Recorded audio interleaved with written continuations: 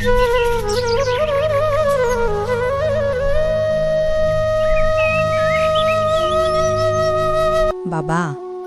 আজ তোমার ইন্টারভিউ। এই টাকায় টিকিট কেটে নিও। যদি চাকরিটা পেয়ে যাও, আমাদের কষ্টের দিন শেষ হবে। চিন্তা করো না মা, আমি চেষ্টা করব সব দিয়ে।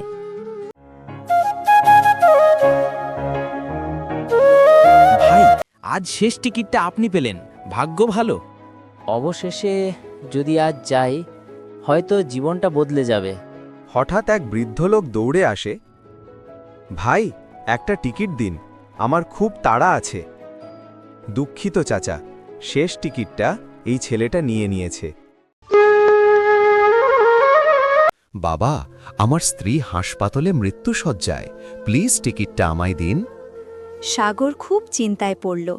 বেশ কিছু সময় ভেবে সে বলল, কাকা, এই নিন টিকিট। আপনার প্রয়োজন আমার চেয়ে বড়।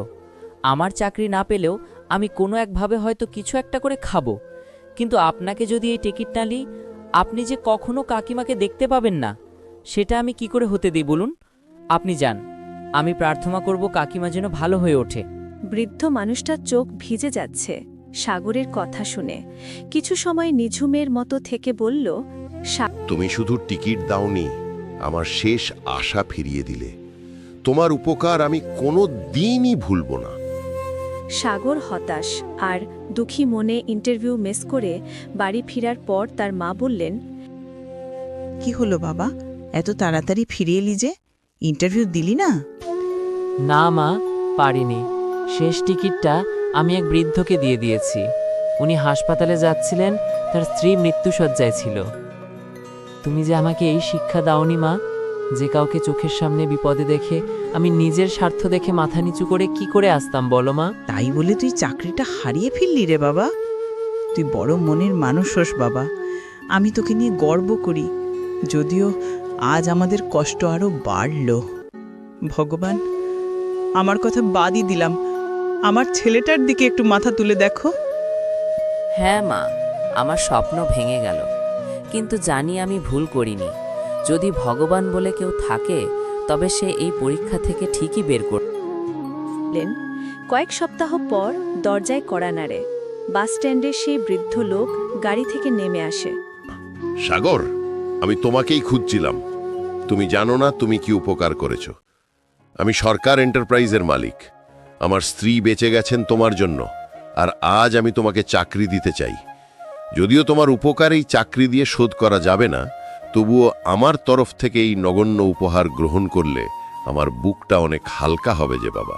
কাকা, আমি তো শুধু একজন মানুষ হিসেবে কর্তব্য করেছিলাম, কিন্তু আমি তার জন্য কোনো প্রতিদান চাইনি। না বাবা, তুমি নিজের স্বপ্ন ছেড়েছিলে অন্যের জন্য। আমি অনেক ভালো কর্মচারী পাব, কিন্তু ভালো মানুষ পাব না। এটাই তোমার আসল যোগ্যতা। দেখলি বাবা, তোর হারানো স্বপ্ন আবার ফিরল। আমার বিশ্বাস ছিল তুই একদিন না একদিন সফল হবেই। মায়ের বিশ্বাস কখনো মিথ্যে হয় না রে বাপ।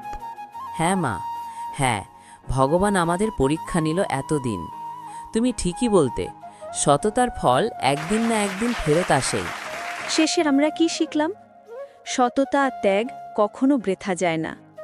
ভিডিওটি যদি তোমাদের মনে একটু হলেও ঝড় ফেলে, তো একটি লাইক দিও। আর তোমার যদি এমন সৎ বন্ধু থাকে, তাকে শেয়ার করো। আর এরকম শিক্ষামূলক ও মনোমুগ্ধকর ভিডিও পেতে আমাদের চ্যানেলকে সাবস্ক্রাইব করতে ভুলো না যেন।